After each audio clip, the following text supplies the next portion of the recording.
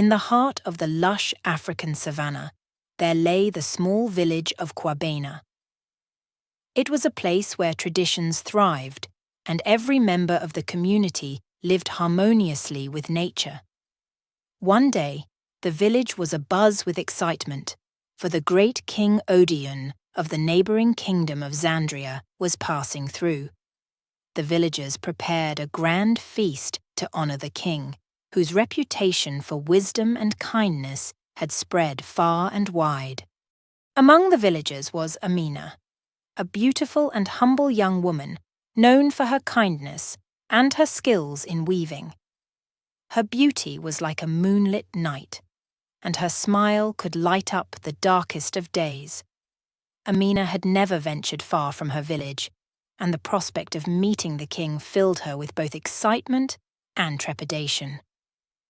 When King Odion arrived, he was immediately struck by the warmth and hospitality of the villagers. But it was Amina who truly captured his heart. Her grace and gentleness were unlike anything he had ever seen. The king, though noble and wise, had never felt such a strong connection before. King Odion could not bear to leave Kwabena without expressing his feelings for Amina. He spoke to her with sincerity and admiration, and Amina, though overwhelmed, found herself drawn to his noble heart. After spending time together, they both realized their mutual affection and decided to marry. The villagers rejoiced at the news, celebrating the union of their beloved Amina with the great King Odion. The marriage ceremony was a grand affair, blending the customs of both Kwabena and Zandria. The couple's love was evident to all, and they returned to the capital city of Zandria with promises of happiness and prosperity. Life in the palace was a stark contrast to the simple life Amina had known. The grandeur and opulence were overwhelming at times, but Amina's love for Odion kept her grounded. She adapted to her new role as queen, bringing her kindness and wisdom to the court. However, as time passed, King Odion became increasingly consumed by the demands of his kingdom. The pressures of ruling a vast and diverse land began to weigh heavily on him, and he spent more time away from Amina, attending to affairs of state and dealing with internal conflicts. The more Odion immersed himself in his royal duties, the more he drifted away from Amina. She felt increasingly isolated in the palace, surrounded by luxury, but longing for the simplicity and warmth of her village life. The king, though still loving, was often too preoccupied to notice her growing loneliness. Amina tried to reach out to Odion, but his responsibilities seemed insurmountable. She spent her days wandering the palace gardens, her heart heavy with the feeling of being forgotten by the man she loved. One day, Amina could no longer bear the solitude. She decided to return to Kwabena, hoping that the familiar faces and places would heal her aching heart. She left a letter for King Odion, explaining her decision and her desire to find solace in her village. Back in Kwabena, Amina was welcomed with open arms. The villagers, who had missed her dearly, surrounded her with love and support.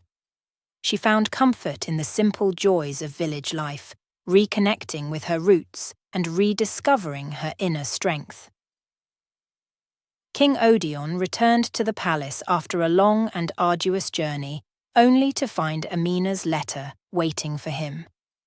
The realization of his neglect struck him like a thunderbolt. He had been so absorbed in his duties that he had forgotten the most important person in his life. Determined to make amends, Odion set out for Kwabena. He knew that winning back Amina's trust and love would not be easy, but he was willing to do whatever it took. The journey to the village was filled with reflection and regret, but also with a renewed sense of purpose. When King Odion arrived in Kwabena, he was greeted by the villagers with a mixture of surprise and curiosity. Amina listened to him, her heart torn between the love she still felt and the pain of being forgotten. The villagers, who had witnessed Amina's loneliness, urged her to give Odeon another chance. They reminded her of the love that had once brought them together. With time, Amina's heart began to soften. She saw the genuine remorse in Odeon's eyes and the effort he was making to mend their relationship. Slowly but surely, they began to rebuild the bond that had once been so strong. King Odeon decided to spend more time in Kwabena, learning about the village's way of life and understanding the values that Amina held dear. He realized that true leadership meant balancing his royal duties with the needs of his heart. Amina, in turn, saw the changes in Odeon and the sincere efforts he was making. She forgave him, and together they forged a new path forward. The couple decided to split their time between the palace and the village, ensuring that they never lost sight of what truly mattered. With their bond stronger than ever, Amina and Odeon returned to Xandria, bringing with them the wisdom and simplicity of village life. Amina's influence in the court grew as she introduced new initiatives to help the people and foster a sense of community. The kingdom of Xandria flourished under their joint leadership. The people saw a new side of their king, one who was not only wise, but also deeply compassionate and connected to his roots. Amina's presence brought a sense of warmth and unity to the palace. Years passed, and the story of King Odeon and Queen Amina became a beloved tale in both Xandria and Kwabena. Their love story was a testament to the power of forgiveness, the importance of balance, and the enduring strength of true love. The couple had children who grew up learning the values of both the palace and the village. They were taught the importance of humility, compassion, and the need to cherish loved ones above all. And Queen Amina's love triumphed over all obstacles. Their journey was not without its challenges, but their commitment to each other never wavered. They ruled Xandria with wisdom and compassion, leaving a lasting legacy of love and unity. The people of Xandria and Kwabena celebrated their story, passing it down through generations as a reminder of the strength of the human heart. And so, the African king and his village queen lived happily ever after, their love